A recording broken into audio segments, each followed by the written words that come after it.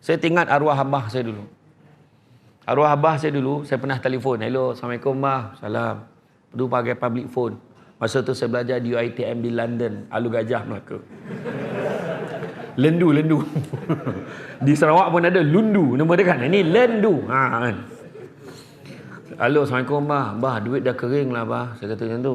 Arwah abah saya pun jawab, duit basah macam mana pula? Dia kata.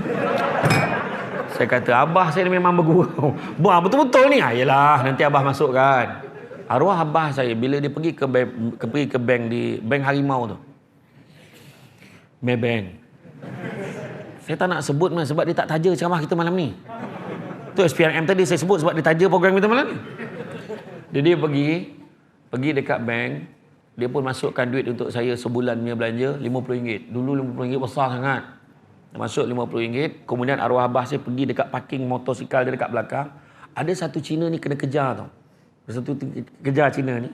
Dan waktu dia lari, dia terlanggar arwah abah saya. Arwah abah saya badan dia besar, gemuk. Dalam ni tak ada siapa lawan, betul. Arwah abah saya gemuk dan tinggi, besar. Dan bila Cina ni terlanggar arwah abah saya, terlepas beg tu, terbuka, nampak dalam tu duit penuh. Kemudian ada satu lagi yang kejar dia tu, terus tangkap beg tu. Cina tu lagi. Yang Cina yang kejar tadi terus tangkap beg tu, dia nampak ayah saya. Pakcik, kita bagi dua lah. Dia cakap dengan arwah abah saya. Arwah abah saya dengan naik motor biasa ni, dia cakap, tak apalah, kau nak ambil lah. Abah saya start motor balik. Ceritalah dengan mak saya. Mak saya punya marah lah. Mak saya punya bising lah kan. Dia cakap, kenapa abang tak ambil bang? Satu jawapan arwah abah saya. Kalau aku ambil duit ni, apa nak jadi dengan kau dengan anak-anak? Itu jawapan arwah abah saya. Tak, cerita tu simple tau. Tapi saya sampai hari ni pegang cerita tu. Mak saya cerita balik kan. Tapi itulah. Biar dia sikit tapi cukup. Pada banyak tak cukup-cukup buat apa? Betul tak? Macam isteri kan.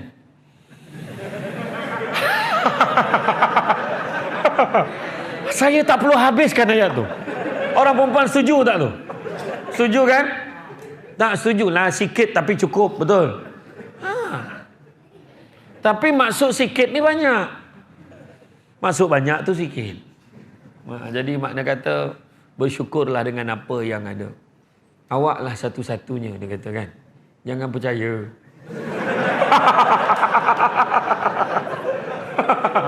Kalau dia kata awaklah sesatunya, bahaya. Bahaya. Sebab memang Allah jadikan lelaki ni melempah kasih sayang. Kadang-kadang tak tahu ke mana lagi nak dicurahkan kasih sayang tu. Jadi orang perempuan, terimalah seadanya kasih sayang suami tu. Jangan sampai dia mengalihkan kasih sayang tu. Hati-hati. Yang faham, tak faham sudah. Jadi itulah dia. Sebenarnya isu rasuah ni sebenarnya isu yang boleh mengganggu semua pihak. Dia akan menghalang semua benda. Kenapa kita sedar rasuah tu nampak simple. Kita minta tolong dengan orang, sanggup bayar berapa? Tak apa, kau tolong bagi anak aku dapat kerja. Tapi kita tak sedar. Ramai orang yang memerlukan kerja. Kita ni tak adalah susah sangat mungkin kerja anak kita tak dapat tu. Dia boleh cari tempat lain. Tapi ada orang ni memang keperluan dia nak menyara keluarga. Tapi dia tak dapat hak dekat situ. Kita tak sedar ni perkara ni. Kadang-kadang orang yang memang bersungguh-sungguh nak buat satu bisnes tu. Dan dia memang prepare betul-betul. Dia nak buat dengan betul. Tapi akhirnya dapat dekat orang yang tak ada pengalaman. Dapat dengan orang yang menggunakan kabel. Menggunakan orang dalam dan sebagainya. Mengakibatkan akhirnya projek pun terbengkalai ataupun projek pun jadi rosak dan akhirnya merosakkan seluruh sistem baik politik, baik ekonomi, baik sosial kemasyarakatan kita pun akan rosak. Jadi tuan-tuan dan puan-puan rahmati Allah sekalian, saya teringat kisah Titanic. Pernah dengar kisah Titanic? Titanic ni dia langgar ketulan ais. Tapi ada satu Titanic Melayu nama dia. Titanic Malaysia dia langgar tunggul. Dia tak langgar ketulan ais. Dalam tu ada orang Melayu, ada orang Cina, ada orang India, ada juga orang putih, Mat Saleh. Bila dia langgar tunggul, dah bocor, dah nak tenggelam dah ni. Jadi dia tanya, kita nak selamatkan siapa dulu?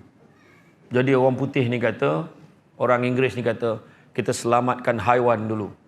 Kerana haiwan tidak bersalah. Ini semua salah manusia. Dia kata macam tu.